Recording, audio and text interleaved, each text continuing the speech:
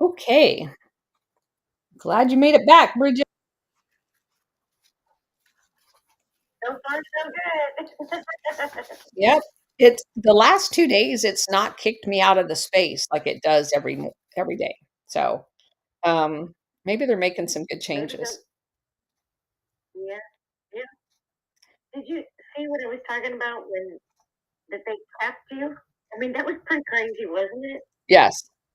I mean, I don't know a lot about, there was a whole bunch of different people that said different things. I don't know what they were talking about, but, um, I can definitely see in the numbers if, um, we go a couple of days, it's the the changes in the numbers are crazy. Um, so anyway, um, but most of the time people, come in, and as long as they go in and, like, a few hundred people repost something, it breaks it, and then it's fine for several days. So Absolutely. that's what It is tells me, enforceable. yeah, that's what tells me that it's something's going on, because it won't be just that day the numbers increase. They will increase for several days, and then they precipitously drop back down. So that just tells me something weird's going on. But anyway, um, we will push through it as we always have in the past. Yeah. All right. So I am going to um, go ahead and get started. If you guys wouldn't mind reposting the space, so everybody knows that we've started. Today, um, we are going to begin a couple of different, um, what will be a multi-day approach to trade unions, unions in general. And the first one, it's not really a long one, so we should definitely get through it. It focuses specifically on Nordic trade unions and transnational anti-communist networks at the beginning of the Cold War. So they go back in this particular essay to November of 1945. It says that Irving Brown, an American, had shown up in Copenhagen. He was doing a major tour of the European continent. So he wanted to visit Denmark. He was a representative of the American Federation of Labor, at the time AFL.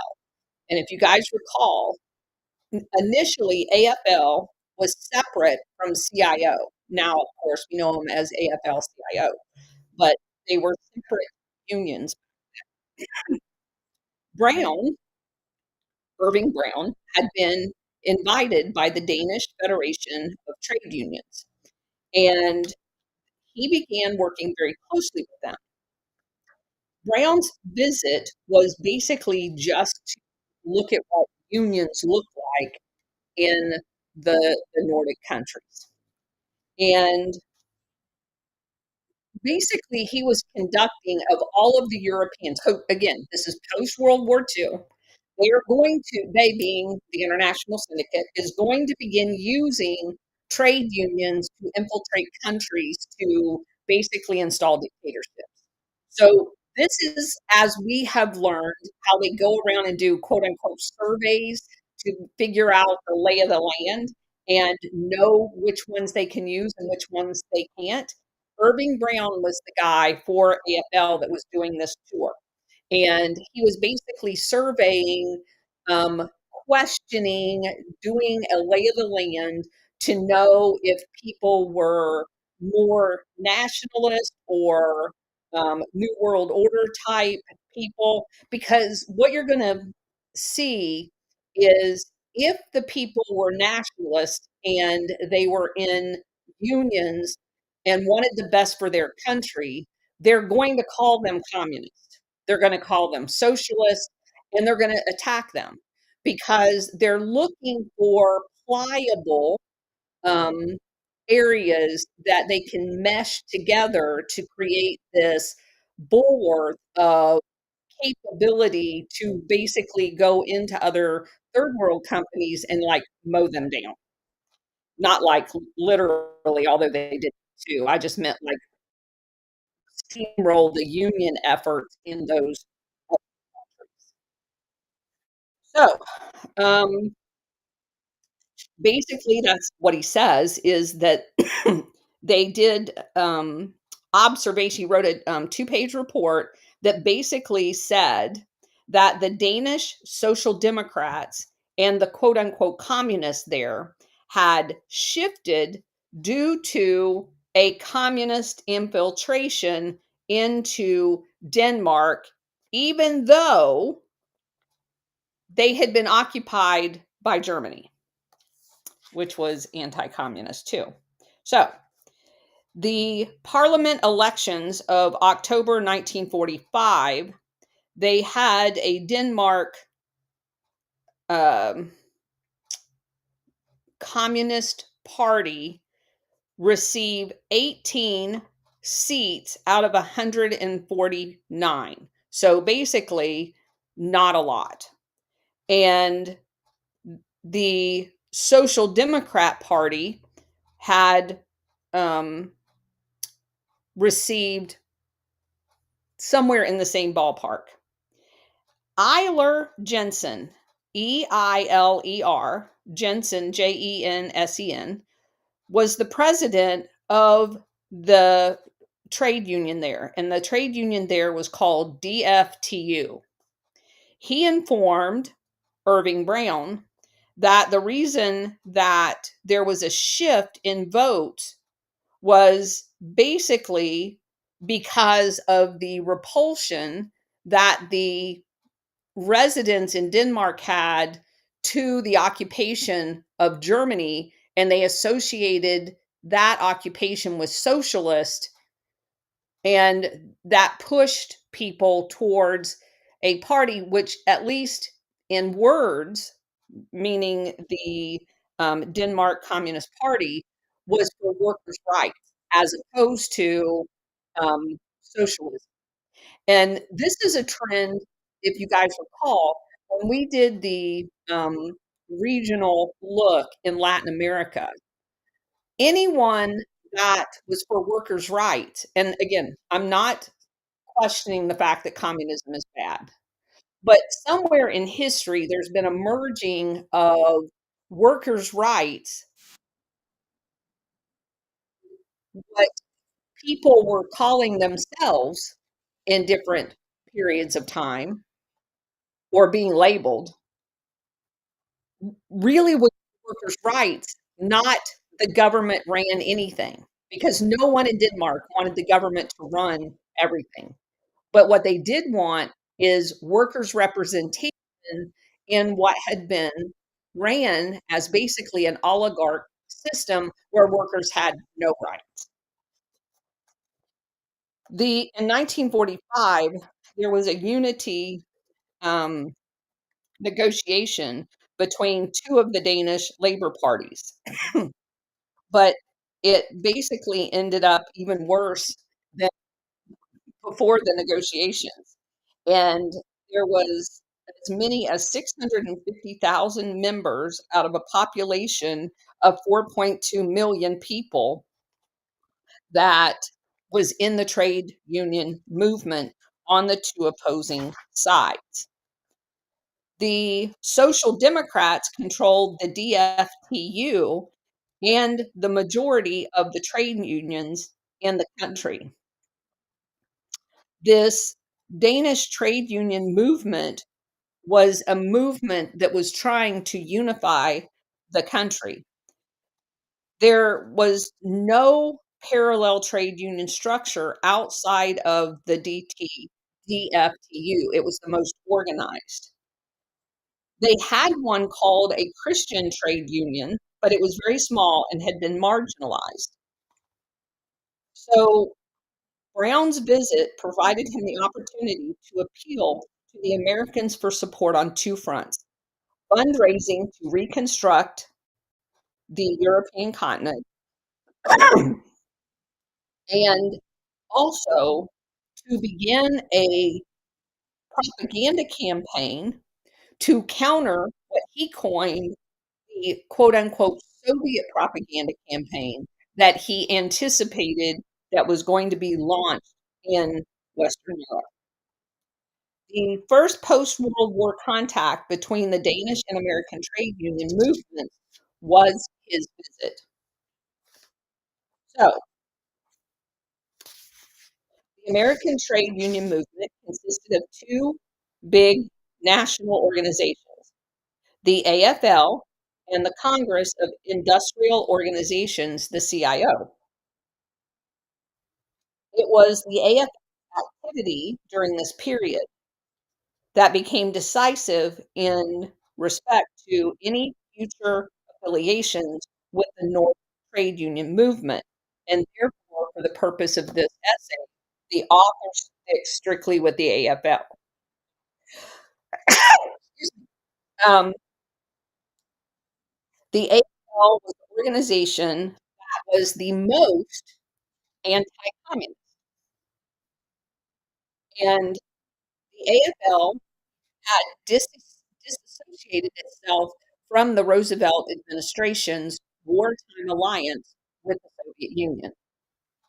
The AFL considered the Soviet Union a threat even during the war when it was our ally. The AFL, and again, this is uh, kind of self preservation, right?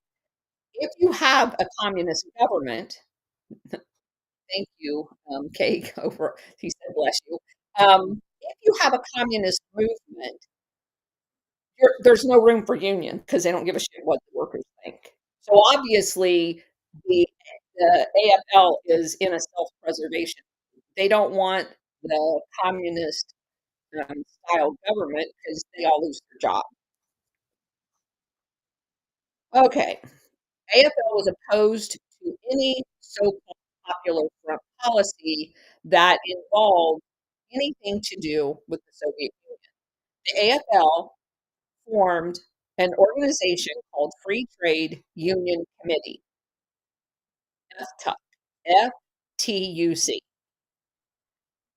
The purpose of the committee was to gather information on and assist the formation of quote unquote free trade unions, to quote fight against totalitarianism on an international basis, to ensure free labor.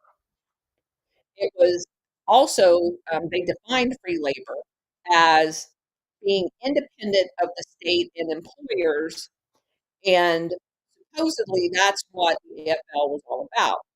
Except the AFL, like the CIO later, basically worked on behalf of the oligarchs and not labor at all in many cases. So there exists a good deal of research on the role that FTUC and its close relationship with the AFL with regards to the private organization that was formed by a group of these labor leaders that were associated with the AFL. It basically functioned as an informal group for international work on behalf of AFL. Let's see, it was labeled a semi-autonomous labor foreign policy unit.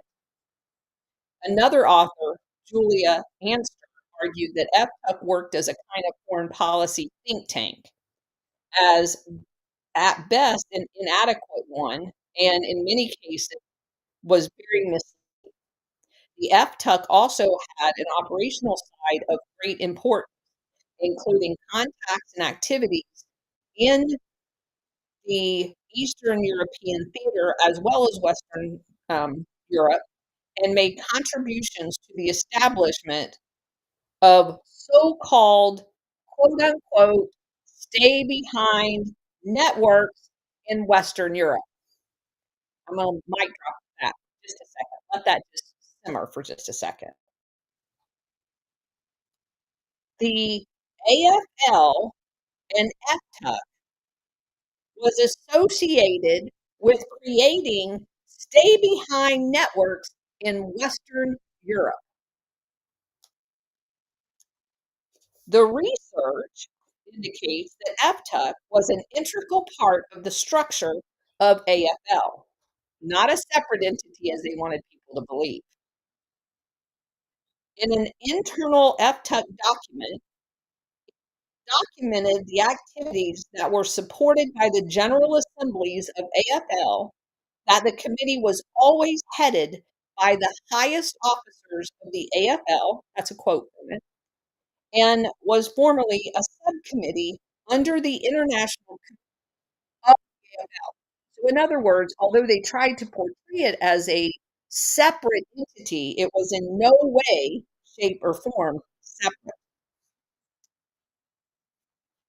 So, FTUC was managed by a legendary team of two people, Irving Brown and Jay Lovestone, literally written Lovestone, whose activities had been referred to as one of the quote, most astounding private initiatives of the Cold War, unquote. Brown headed the committee's European office, which was located in Brussels, which remember is where NATO moved, in November 1946. From there, Brown toured the European continent with a borrowed typewriter and a suitcase packed full of money. Isn't that weird? And he gave that money to anyone that he thought he could buy. Brown sent almost daily reports to Jay Lovestone, who ran FTUC from its headquarters in Washington, well, in the US. I want to say I looked that up and it was Washington. Lovestone was a person for whom, quote unquote, anti communism was a personal matter. Lovestone's career in the communist movement had culminated in a brief period as actually being the chairman of the US Communist Party. We've come across him repeatedly. And keep in mind, I'm just going to pause here for a second, or in case you're new, almost all of what is proverbially referred to as the far right, being like National Review and all of those, the young leaders, conservative leaders, whatever that group is called, young Republican leaders, something like that. All of those people that created those organizations at one point, for the original ones, were affiliated with the Communist Party in the United States. So it's quite an amazing transformation that you take the Communist Party and then transform them into the quote unquote right when you've already established a quote unquote left, because you have to have both. But they both have to be infiltrated and controlled. Okay. In 1929, he fell from grace after the Comintern's Sixth World Congress in Moscow. During the subsequent decade, Lovestone gradually moved into a committed anti-communist. So, in other words, he, he was um, he was not well received while he was going to all of the communist activities, and so he just mysteriously decides he's not going to be a communist anymore, and he's going to be now a representative of the quote unquote far right. So, the AFL found Lovestone's expertise in the subject of communism a perfect fit for their new anti communist movement. Um, so, they closed this section with, along with many others in that decade, the violence and duplicity of the Stalinist regime had caused him to change political direction. And I find that very interesting because obviously Stalin had taken over from the original Bolshevik movement. And there's like 3 or 4 distinct phases of communism, as we generically call it, inside the Soviet Union. And somehow he fell out of grace with the Stalinist segment of it. In Europe, the disillusionment of many of Stalin was delayed because fascism and the threat of war postponed a break with the communist ideology. Skepticism and criticism of the course taken by the Soviet Union had to give way to the necessity of beating Hitler. Americans were at a comfortable distance from the day to day machinations of these efforts. So, ex communists became key figures in the fight against communism, almost like they're still doing what they originally believed in, but cloaked in something else. The war was a turning point for the American trade union movement, which achieved legitimacy and recognition. AFL used Lovestone to channel funds to parts of the European labor movement that were driven underground and contributed to the resistance against German occupation. They also learned his knowledge was used on how to organize clandestine activities and make use of front groups. After the war, Lovestone and Brown made use of their European contacts, including Danish ones, allied with leading figures in the trade union movement who had adopted an anti communist attitude. So I find that fascinating. They are basically describing the integration and support of the AFL in Operation Gladiator. Their strategy was to gain influence on the quote unquote non-communist left. Many socialists and social democrats may not have been very enthusiastic about the US, but they were definitely anti-communist. So you can see how the use of the words anti-communist became the rally. It became the maypole that everybody danced around. And propaganda-wise, that this has to be a Bernays gold nugget, right? When you find something like this that unifies an entire massive population to hide your evil behind, they're going to run this thing to the ground. The FTUC began a campaign against communist influence in the international labor. Its first major objective being to break the unity that had risen in the international trade union circles with the establishment of the World Federation of Trade Unions in 1945.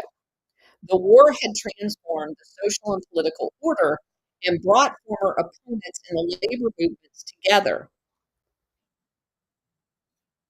They then formed resistant movements.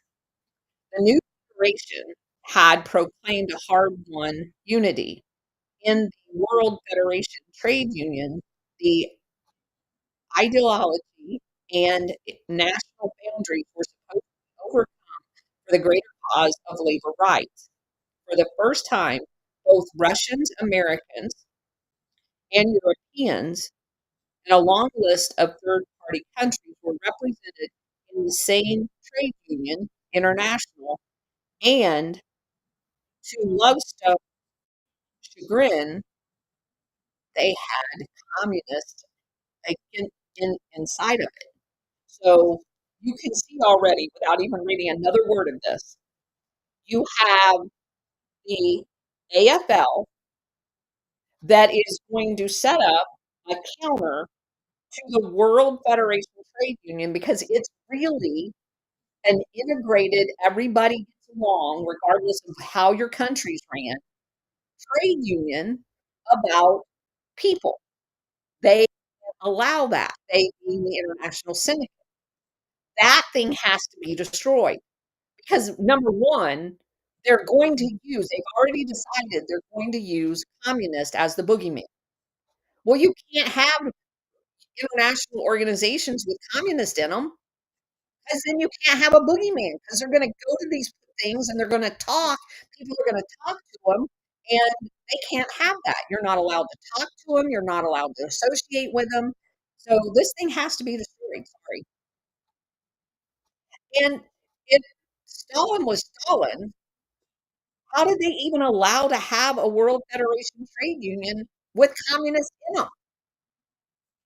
It makes you start questioning everything about our history. How do you have a trade union if the government runs everything and workers have no right? Those are the kind of questions they don't want anybody asking. And so you can't have any of these integrated world bodies. And again, keep in mind, 1945, Russia, Soviet Union, lost over 25 million, primarily men. Who the hell is in the trade unions, right? So everything about this just has like a million questions going off in my mind. So if the majority of the people that are basically working age people, men in the Soviet Union, were murdered in a world war, wouldn't you engage with the rest in bodies like this so that you could co-opt them? Not if you're going to use them as a boogeyman. They have to be isolated, weirded out, and we have to be propagandized to hate them. This should be a red flag to everything that the government tells you that you have to hate. The Scandinavian national organizations joined the WFTO, the World Federation Trade Union. In a meeting of the Nordic national organizations in July of 1945, there was a common statement issued, and I'll read. Strong and well-disciplined labor organizations united in a powerful international federation would have been able to prevent the rise of Hitlerism to power and influence. We could have prevented the war. This insight should be reason enough for a trade union movement to avoid divisions and internal disagreements in the future. International cooperation of workers of the world is a prerequisite for a secure world peace. Well, shit, you got to go, because that's not what we have in mind. Nordic trade unionists believe that an international trade union federation would actually have been able to prevent the Second World War. And again, the oligarchs wouldn't have got rich off the Second World War. So you see the problem building. Eiler Jensen had been elected as a representative of a Nordic national organization. Personally, Jensen believed that in order to maintain good cooperation, a prerequisite that would be necessary, that he was going to have to be the used as a guardian against any future um, war. The reoccurring bone of contention in the World Federation Trade Union was an organizational statute. The conflict was about the autonomy and independence associated with national organizations under the umbrella of an international organization. Eiler Jensen proposed the need to um, be able to control certain aspects. Immediately upon returning home in July of 1946 from a meeting of the World Federation Trade Union that had happened in Moscow, Eiler Jensen reported to the labor movement's Nordic Cooperation Committee that the Soviets did not wish to make any concessions to the Trade Secretariat. In Jensen's opinion, efforts should be made to make them a part of the World Federation Trade Union, but under their terms. Another statement, um, quote, "We should not nourish any illusions. The new trade union international will be bigger but not stronger than the old. The trade union international is totally dependent on whether the UN achieves success or not. Strong differences exist in the trade union international." Later on, it's he is quoted as saying the Nordic trade unionists gave up the idea that the international solidarity of workers would be able to prevent any conflict. So he's already um, sabotaging anything that's going to work. In 1947, the American government proclaimed that both the Truman Doctrine and the Marshall Plan was a thing. Parallel to official U.S. diplomacy, the other trade union, FTUC, launched a labor diplomatic offensive that was intended to convince all the European trade union movements to embrace the Marshall Plan. Now, keep in mind, the Marshall Plan was partly used to set up Operation Gladio.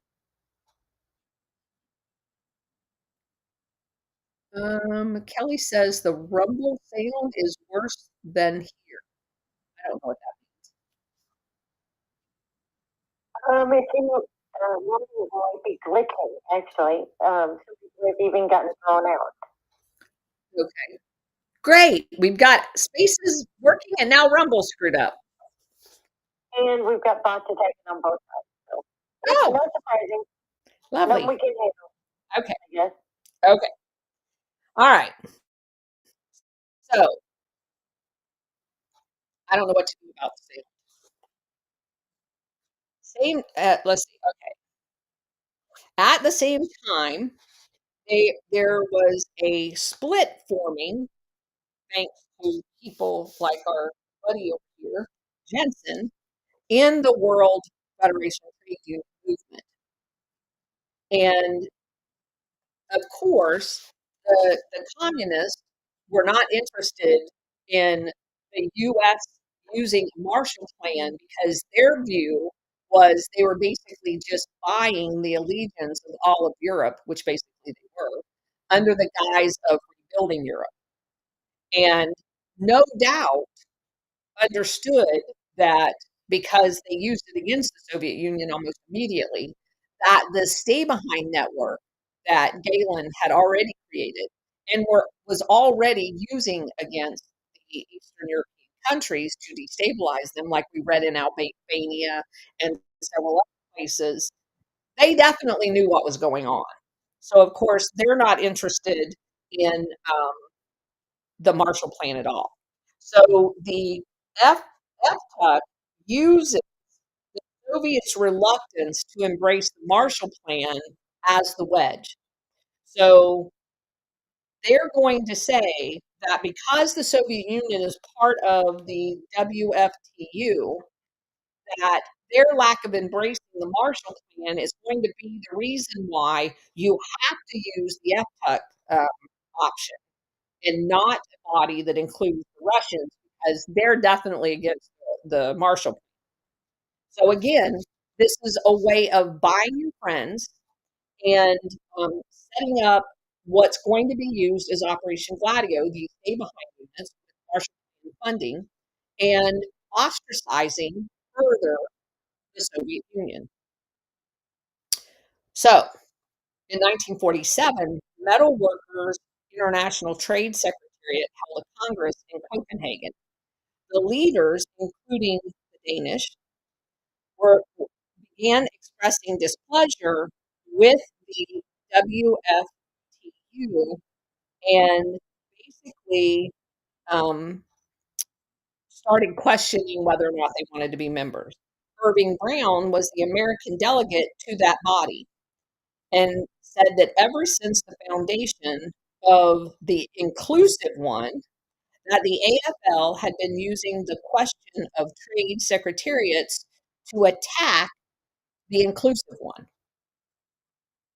Brown held a long speech that urged the European trade movement to support the Marshall Plan which would begin the division and ousting of the Soviets from any worker trade union. Brown continued his offensive. During the first 2 months of 1948, he met with representatives in as many as 14 different countries in Western European, to include the Nordic countries.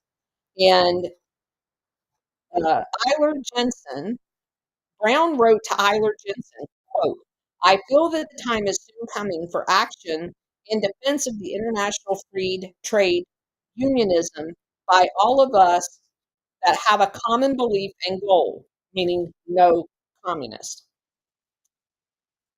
Then he also said that he wanted all of the Scandinavians to um, convene trade union conferences and embrace the Marshall Plan, which would further ostracize the Soviet Union.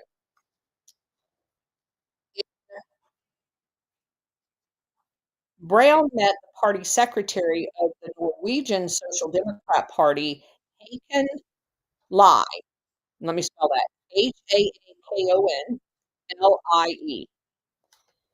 He encouraged Jensen to gather the leaders of all of the Nordic unions and persuade them to support the Marshall Brown. In late in that year, in December, Brown informed Lie that Jensen was prepared to meet him.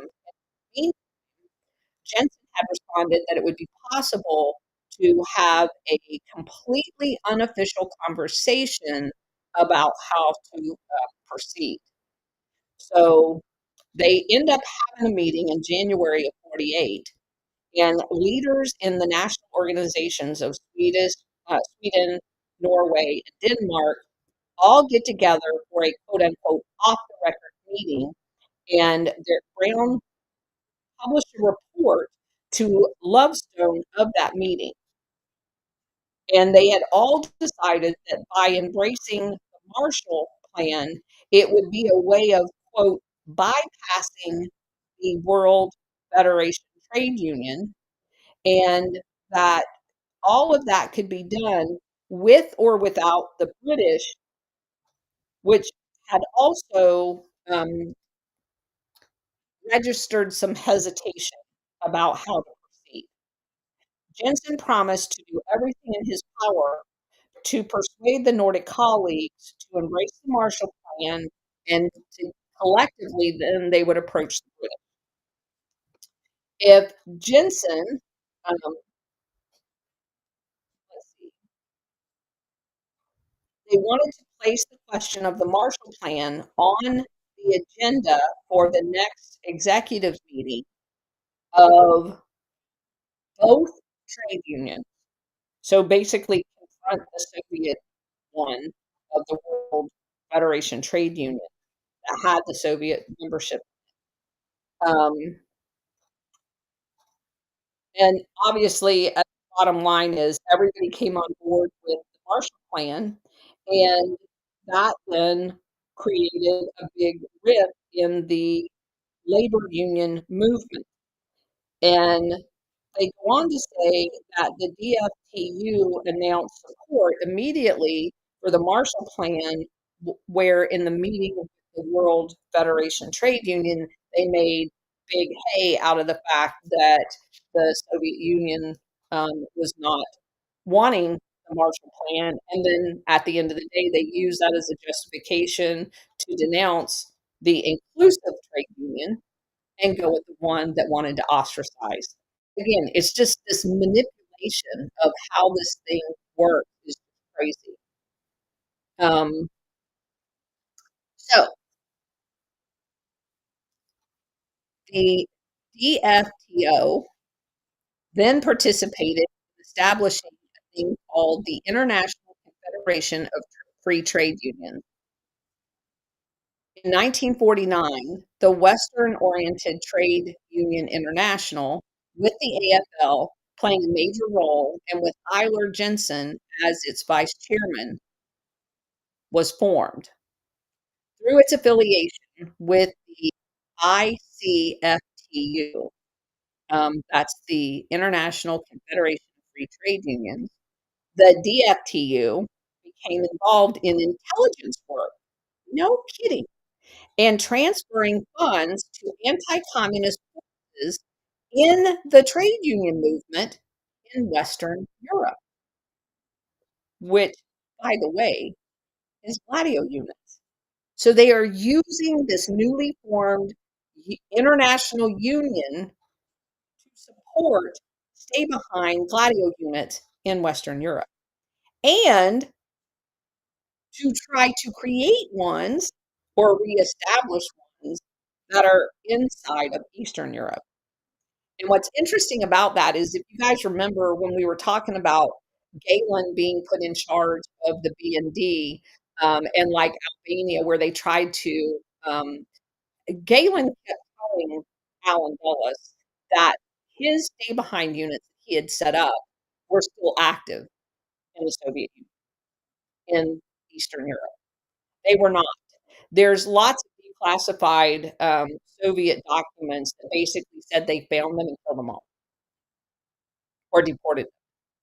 But Galen, in order to pretend like he had intelligence from inside the Soviet Union, continued to provide quote unquote intelligence to the West to reiterate the fact that he's still relevant.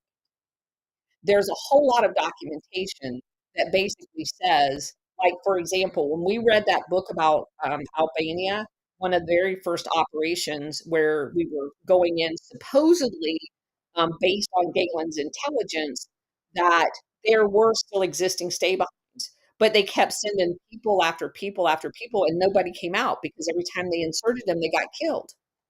One guy finally, after several insertions, made it back out to basically say, there ain't anybody there. They're all dead. But that took a lot of dead bodies in order to figure that out. The same thing was true in some of the other Eastern European countries. Um, and it became very obvious after a while that Galen was full of shit. But all right, back to the story. The ICFTU meant that the Danish trade unions contributed towards Denmark's integration into the Western Alliance. And the same thing happened in other Nordic countries, to include Sweden, even though officially, militarily, and politically they were neutral, they were very much tied to this network to include the stay behind units as something other than neutral via these trade. Over the next decade, more than 150 Danish trade unionists were invited to the US to learn about the productivity and the American way of life. And what most people believe that to be is the CIA facilitating those people to come here and go to specific schools, like we were doing with the Cuban exiles and everybody else. With these national organizations individually joining the Marshall Plan and breaking the unity of the other unit or the other trade union, events began to escalate. In France and Italy, where the dominant national organizations maintained their associations with the old inclusive one, competing national organizations were established and strengthened with the aid of the U.S. funding them. In practice, there was a division occurring because of the follow the money. In the meantime, the first containers of Marshall Plan deliveries began arriving in Europe. In the major metropolitan ports like Marseille, Genoa, and Naples, physical fights erupted because of different trade union representatives, and it was called the Battle of the Docks. There were attempts to sabotage certain deliveries, and local Corsican gangsters and a workforce of Italian strikebreakers were called in to pacify the docks. Now, again, depending on where you read, this is the people that had figured out what was going on and was the trafficking of weapons and drugs into these ports,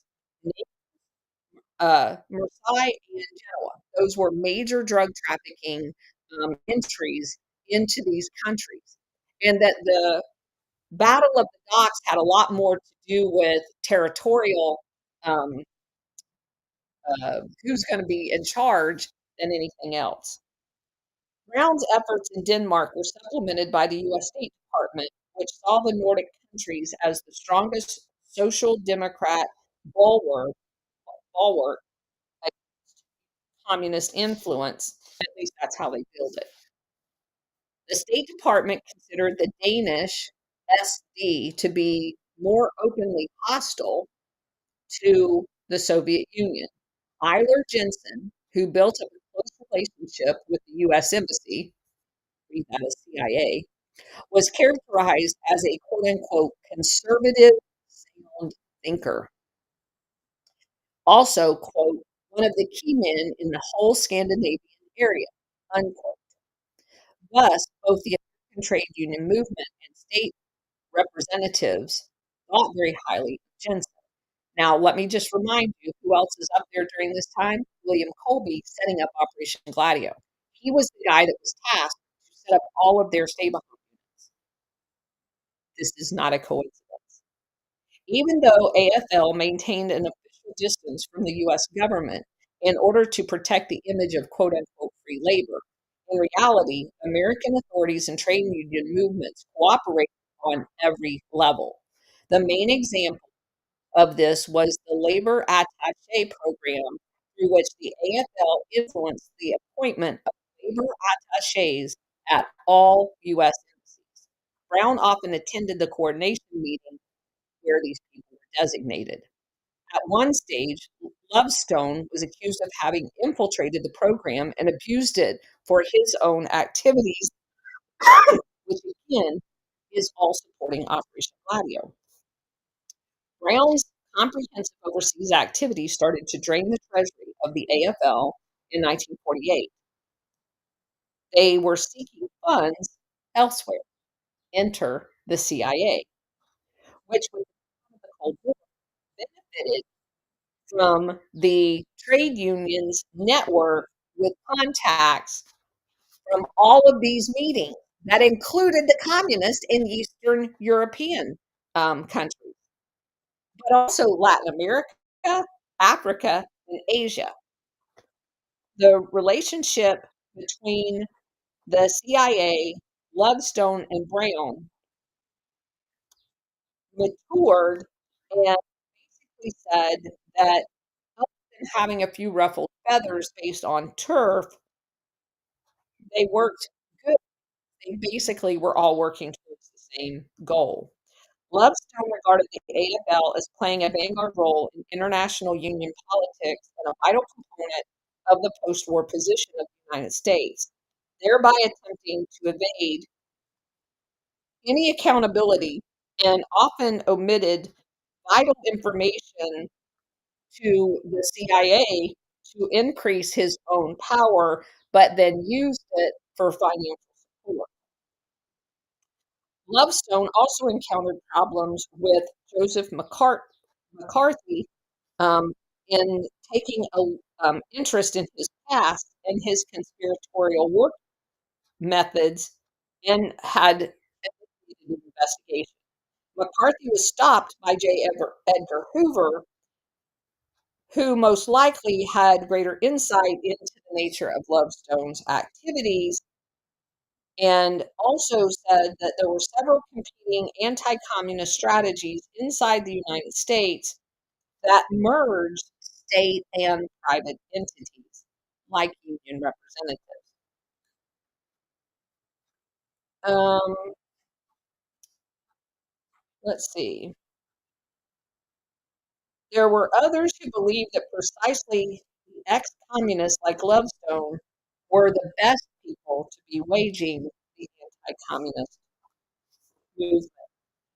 U.S. experienced problems obtaining visas um, for the US if you had any quote unquote communist ties.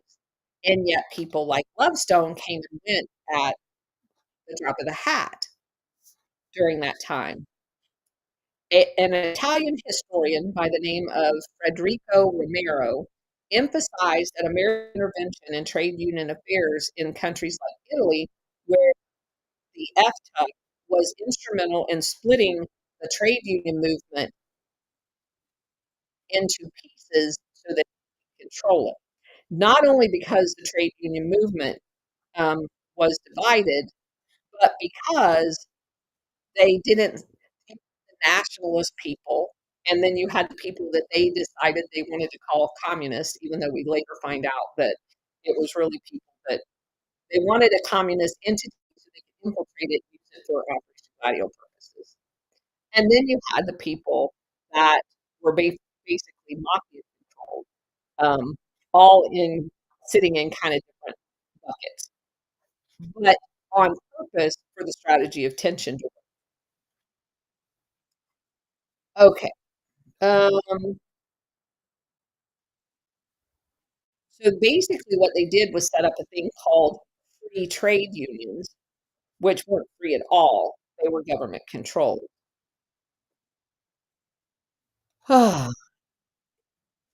There is a practice that Lovestone and Brown set up with this free labor movement. And it says it became paradoxical when the duo employed anti democratic methods to defend democracy, which is what we see today. Lovestone and Brown helped to compromise the very concepts of democracy by pretending to be democratic while they were basically setting up trade unions controlled by fascist oligarchs. In Denmark, the trade union movement was strong, and the hegemony of the Social Democrats ensured that it remained a single unitary movement without the different factions. Americans came to function as a kind of sovereign mediator between labor and capital, an operator coming from outside who enjoyed authority over both parties and therefore was able to sanction the class compromise, which of course was beneficial of the oligarchs. But they were seen as kind of an outsider, you know, we're all about freedom and democracy. So they use that to their advantage.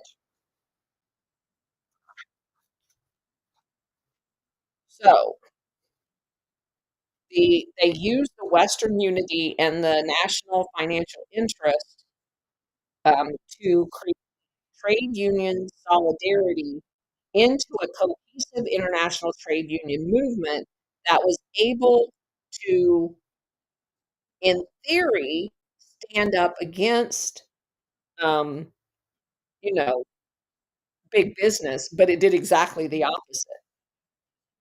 Then you had the launch of the Marshall Plan, and you had all of the um, labor unit labor unions march in lockstep. And it says, let's see, besides the short post-war honeymoon of workers' parties, the actual workers' parties soon began to fade, and that coincided with the intensification of the Cold War tensions internationally, which gave birth to the term strategy of tension. Both Americans and Danes favored um, this unified method, and the Danish industry even embraced centralized planning in order to achieve higher productivity, which at the end of the day made them look more like communists than they were willing to admit. American intervention was a result of some well placed Danish officials also using them kind of as a front to get into Norway and Sweden. So then you have, it says that once you implement the Marshall Plan and the Danish society in its entirety began adopting some very socialist looking welfare state pieces, and at the end you have a lot of the Scandinavian countries looking more like the very thing they said they were against, which is government ran everything. So the irony can't be lost on anyone. All right. Um, and I looked through the notes. I didn't have any that stood out. So that basically does it for the lesson part of the show. Again, I don't when I get these books and I know they're relative, they're they have some relationship to Operation Gladio. I'm still shocked every time when I see them mention stay behind units. Still shocked today. I know I shouldn't be, but I am. Okay. Anyway, want to open it up, Bridget? Yeah, absolutely. And I tell you that the well, when I was doing some searches on these unions,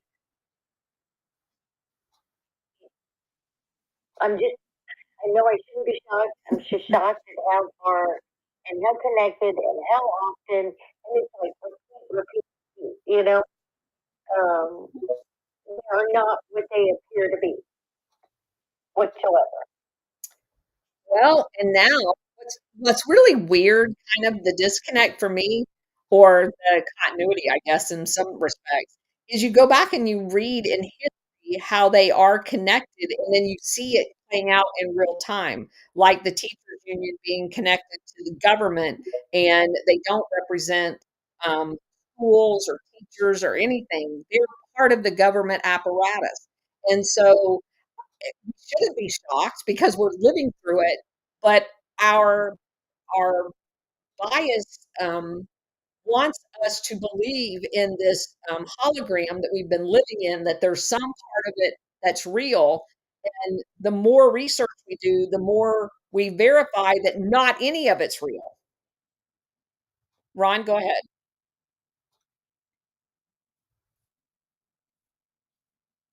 I find it very rich that the Soviet Union be complaining about buying favor when we were basically funding a lot of the stuff that they were doing behind the scenes, unless that was things that they were doing outwardly.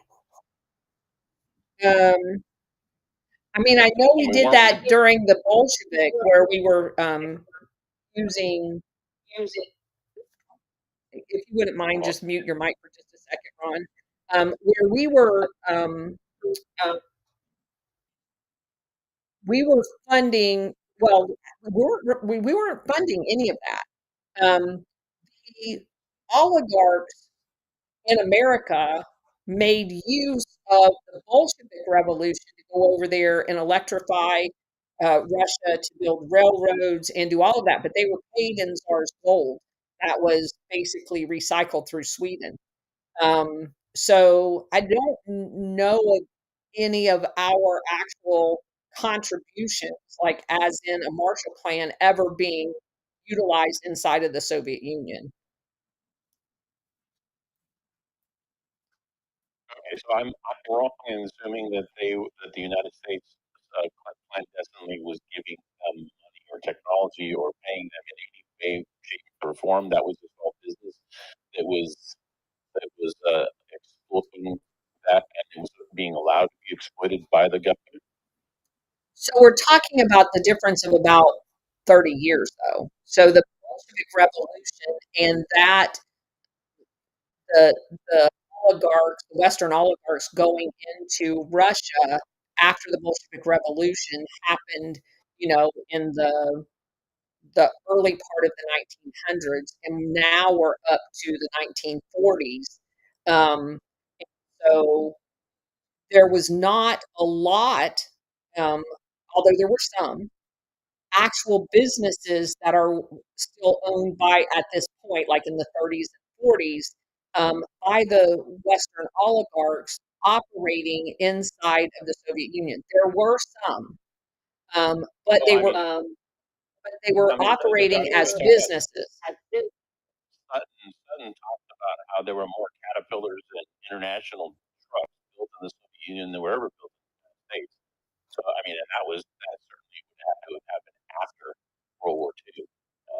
So maybe I'm just using that and extrapolating it out, but Well, I'm but just those saying are that businesses. That's not a welfare program.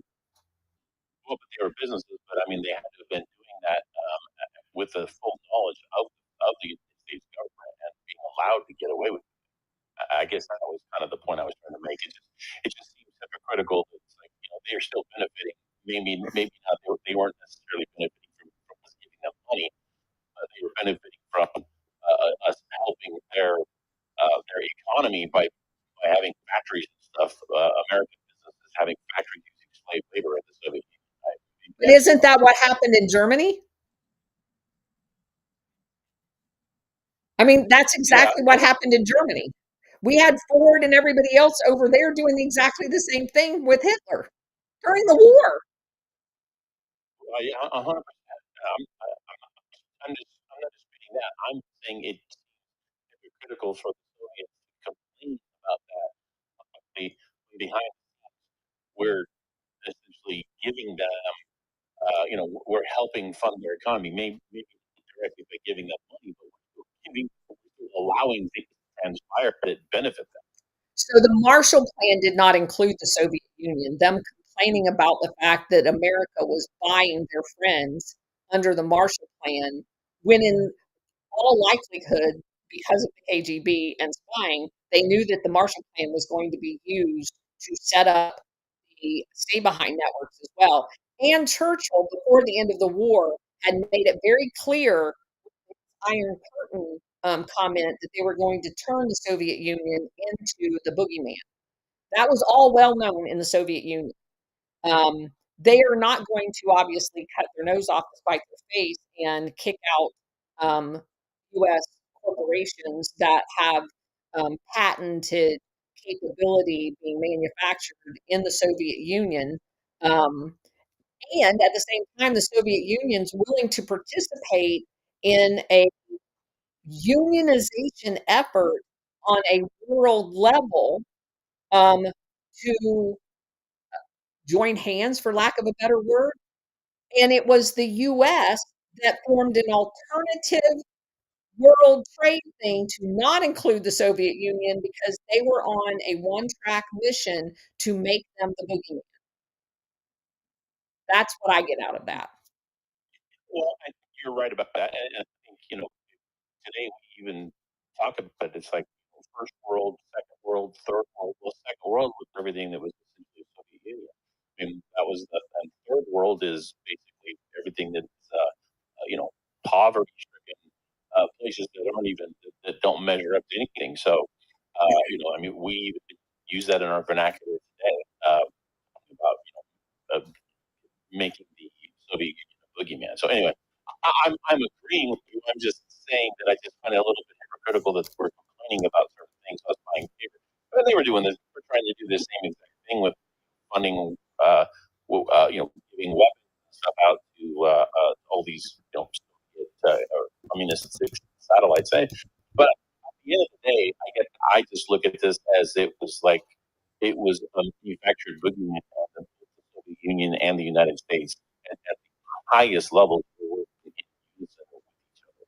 So maybe that's just a little bit too simplified. Yeah, I don't know. You lost me on the U.S. working with the Soviet Union at the highest level. Well, I mean, okay, maybe not at the highest levels, but I'm talking KGB and CIA, like manufacturing wars so that they so they could have proxy wars all over the place.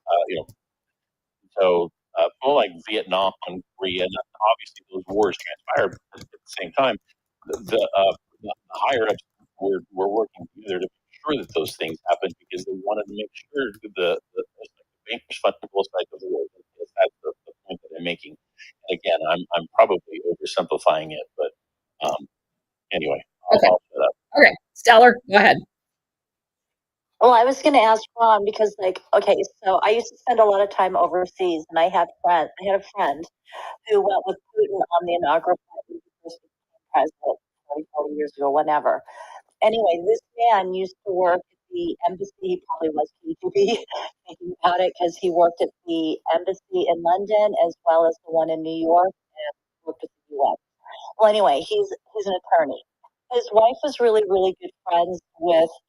You're talking about that deal that happened in the 70s with Caterpillar, and it was with the highest. It was through the finance minister because she worked in that office during that time and stuff. So I don't know if it was like a Operation Gladio type of a thing, or if it was just literally just, who knows nowadays. It was Operation Gladio. Every company seems to have are embedded within the CIA, so I don't know. Well, But I just wanted to say that. I mean, I can try and get a hold of Olga and see, they live in Russia, and see if she can talk with you, but they don't know anything about this Operation Gladio because I talked to them. so and again, we're talking different time frames here, and that's what I want to make clear. What we just read, is happening in the mid 40s. By the 70s, there was an active effort to engage the Soviet Union in order to westernize it, and try to get the engagement going under the guise of, because again, one of the problems that everybody had with JFK being on the inside was him trying to have conversations with the Soviets in order, because his philosophy was, if you engage them, you stop pushing the countries in Latin America and everybody else into their arms by trying to overtly take over those countries. And JFK was adamant about the fact that he wanted to engage. Um, Obviously, there's a lot of people, they're still using them as the boogeyman, that did not want that to happen. And so you definitely had some give and take. The farther away from World War II we got, the more the engagement increased. I agree with that because JFK pissed off so many people, but one of the elements that he pissed off was the American generals because essentially he wanted to work in cooperation with the Soviets, go off the space race, or and now like that was totally antithetical to the military. But anyway, Well, military brass had this crazy, again, I bought into the fact that we were all about non-proliferation, and the military wanted to use tactical nuclear weapons at every opportunity. I One of the parts about this journey that's been the most shocking to me is how many declassified messages has general officers at the four-star level in these high-level meetings, um, actively promoting the use of tactical nuclear weapons in every engagement we were in, even minor engagements. It was quite shocking, actually. Illini, go ahead. Hey, Colonel. I'll run the Citizen Union. I've added to the nest. I'm not sure we got the 1960s, but I've added some links between Jay Pritzker, I think the father of both Penny and Jay Pritzker, governor of Illinois. Penny's had Harvard Corporation, I think, which runs Harvard and appointed Claudine Gay. There's kind of an interesting revolving door there with a lot of the capital that Teamsters unions pension fund engaged. I'm not sure if you've run into this before, but there's some interesting links between Jimmy Hoffa, who was kind of controlled by the Chicago mob, and a number of different corporations out there, including, at least he was in. I'm not going to give any more innuendo than that, but there does seem to be a link between the Teamsters and the Hyatt House. So, in Whitney Webb's book, amongst other books, there is a intermingling of union pension funds and covert operations and shell companies and everything else. There is a um, huge intermingling. Yes, Jimmy Hoffa has come up in several different books. Um, the, again, because of the close ties of the union people to covert operations, um, the close ties of union people to the mafia, which has close ties to Operation Gladio. So you can't go into any of these operations without tripping over that topic. I'll just say that. So if I told you that JB Pritzker is standing there basically saying that if Trump wants to get rid of illegal aliens, he's going to have to get through me on the one hand. And then on the other hand, you got Penny Pritzker, who's the chairman of Harvard, who's appointing Claudine Gay. And Claudine Gay is promoting all kinds of, diversity, equity, and inclusion initiatives, and also trying to get rid of, researchers, including, um, what was it, Roland Fryer, this black economics professor there, who basically showed that there wasn't any difference in outcomes between, white people and black people in inner city policing. Yep. And they were trying to basically set the narrative that black people are, that there's differences between races and that they're trying to pit people against each other. Would any of that surprise you at all? No, because they use universities to create those the friction. Go ahead. Sorry.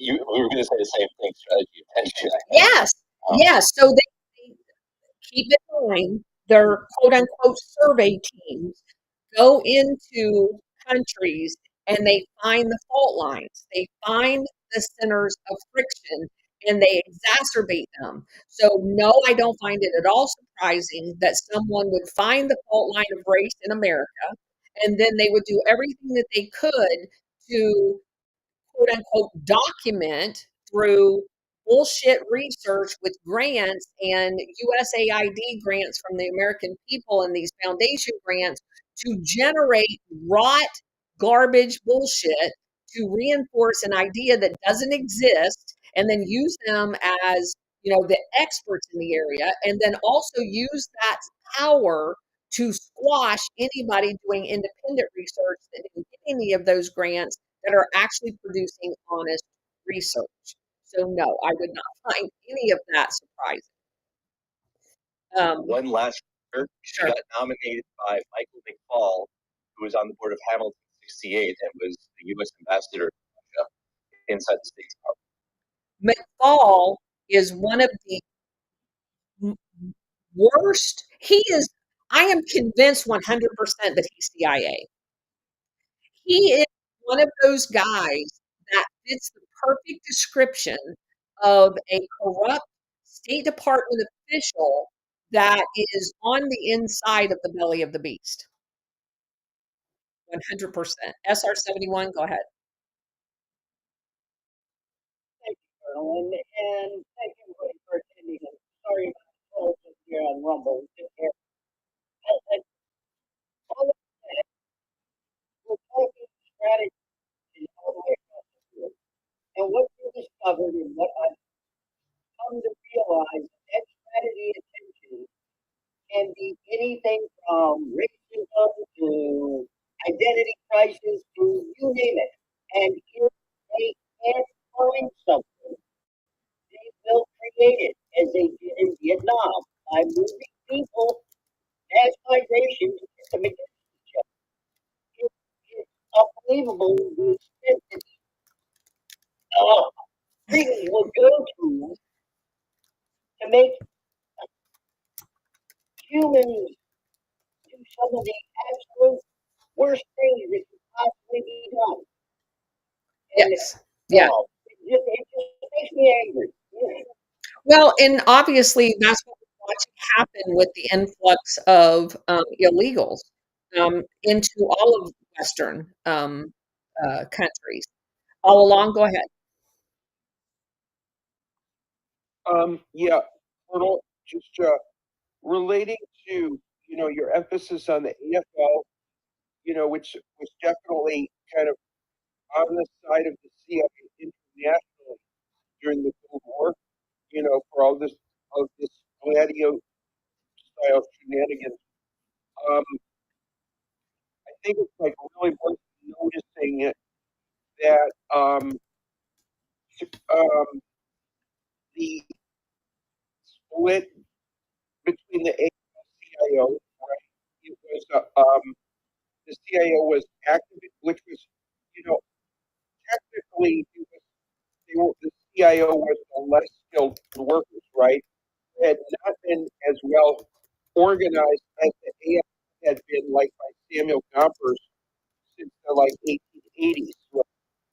And so then, of course, as we all learned in high school, the CIO became kind of on the map in the New Deal during the sit-down strike, led by Walter Reuther. However, in 1947, they're kind of like frozen out because of the McCarthyism, and a bunch of folks, leaders are fired, and then there's the formal merger of the AFL-CIO in 1955. However, that merger is kind of illusory because McCarthyism was very strong, and the CIO was not really flexing, as it were. They were kind of like the junior partner. They entered the partnership in a position of weakness in 1955 because of McCarthyism and because they've kind of been deflated by 1947. So, however, what's really incredibly important is, Walter Reuther putting the UAW behind the March on Washington in D.C. And the reason that's important is because, if you look at the CIO and how they differ from the AFL, the CIO was more racially integrated, and that had been a way of dividing, the unions. Like the AFL was more white, and it was often, racist against uh, um, less skilled and black workers. And even black skilled workers, they could, were discriminated against getting the AFL. So this was seen as, from in terms of the oligarchy and the employers, it was a way of, okay, we'll accept some unions, but the AFL will be a way of accepting some unions while keeping the workers divided between skilled and non-skilled. And the other thing that the CIO had was, they were much more flexible about recent immigrant workers, and whereas the AFL was more nativist. And these differences, by the way, parallel the earlier differences in Chicago, but between the AFL versus the Knights of Labor in 1886, and the Knights of Labor kind of similar to the CIO in 86, but they were, the Haymarket was kind of a gladio operation in 1886 to wipe out the Knights of Labor. So there's a lot of parallels there. But just to sum up all this, the really important part, of course, is the CIO is stronger in the mid 1960s, and this parallels also what we were talking about yesterday with the civil rights movement turning into more economic issues and foreign policy issues, whereby the AFL, led by George Meany, he was a supporter of the CIA in intervention in unions in foreign countries like the A field, the means by which the CIA and the AFL worked together to intervene in foreign countries. And whereas Walter Reuther was much more skeptical about that, he saw how the CIA was manipulating the unions to, in fact, control labor and not really help, the workers. And above all, George Meany and Walter Reuther differed on Vietnam. And then, of course, Walter Reuther joins RFK and MLK in the 1968 RFK campaign, and then Walter Reuther of the United Auto Workers dies in his second plane crash, both of which were since joining the RFK campaign of 1968. And I just want to, I know I'm rambling on here, Colonel, but I just want to ask listeners to kind of think about this for a second. I mean, you have the Democratic Party who, the 1968 RFK campaign is what they pretend to be all about. Man, like we're for the working class, we're for the, we all want all races together. Oh, but wait a minute, when all races were together, including the working class, that was met by Sabotage. 3 CIA assassinations Yeah, in it was the last 6 sabotaged. months. Yeah. Yeah, So and it's just like, so why are the Democrats? I mean, not only are the Democrats refusing to ever say a single word about this, but the fake left is at least as quiet about it, if not more so. I right. mean, I've read this all over the internet, and the left gatekeepers will block me instantaneously Yes, because because they you're because talking about the truth. Yeah. So in the next chapter, we talk about the CIO a little bit. It does come up. So we'll cover that tomorrow. And you're right. Anytime the Rainbow Coalition, any movement that has everybody in it is going to be sabotaged 100%. Just like the union that we just talked about. An international body that had everybody there, but you can't have everybody there because it's going to ruin the whole um, mantra that the Soviet Union doesn't have workers' representatives or anything else like that because they want to isolate whoever they're going to use as a boogeyman so that no news gets in or out, just like they did with North Korea. They used that for decades as a boogeyman. And you have to be completely isolated if that narrative is going to work. And we need to understand that. It's a lesson that we did not learn early enough, and I believe it's still being used against us right now. So that's why history is so important. And I do want to say something. I'm going to have to go here in just a second because it's Wednesday and it's family dinner night. Um, you guys are going to hear people that you respect say things that are inconsistent with what we have learned to be real history. And because I don't want to, um, uh, it puts me in a rock and a hard place because some of the people that I still hold in respect are commenting about things that I know to be not true. And I don't know why they're doing it. I don't know if there's something bigger going on to draw attention to it, much like with the Panama Canal. And then we went in and we, said what the real deal was. And as it turns out, there are things happening. But just because things are happening and some, agreement now to sell those two port companies, you have to look into those port companies that they're selling them to. One of the guys that's a majority owner in that company is a bad guy in Italy. That I've come across his name a couple of different times, and he has very close connections with drug running because he's a major ship owner. Um, we are not going to, just because we see things happen in the news, stop doing what we're doing. We're not going to stop researching. It's going to get uncomfortable for some people. I understand that. Um, but I'm not ever going back to sleep. I'm not going to, just because somebody that I respect says something, um, going to not say something to correct them. I want to use, because I have promised you guys that I would name names, and I'm going to be 100% honest with you guys. I want to share with you an example of what I'm talking about. This happened several months ago. It is not a current thing. Boone Cutler, who I absolutely love to death, made a comment about Taiwan and China. Now, you guys all know that we have completely blown out of the water um, a lot of misinformation about that relationship. It was all brand new to me when I discovered it 2 years ago. I had no idea any of that information was true.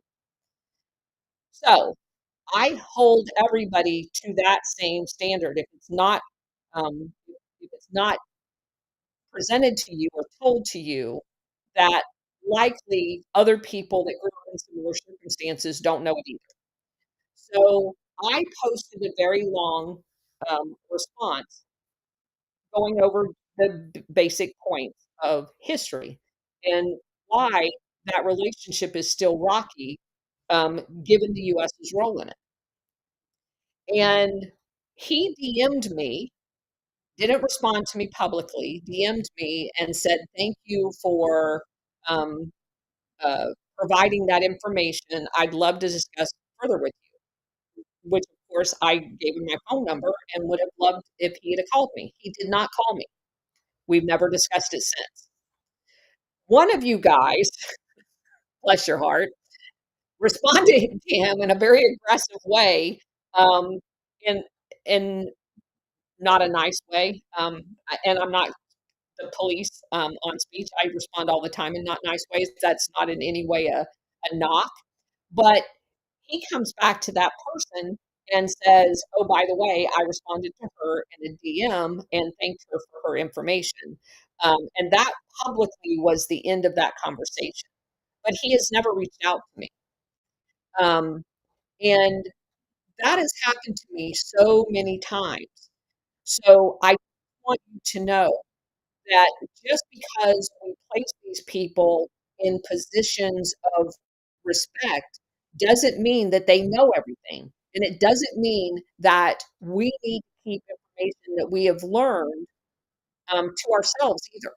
So when you guys see me speak out, it doesn't mean that I don't like the person. It doesn't mean that I've lost respect for that person.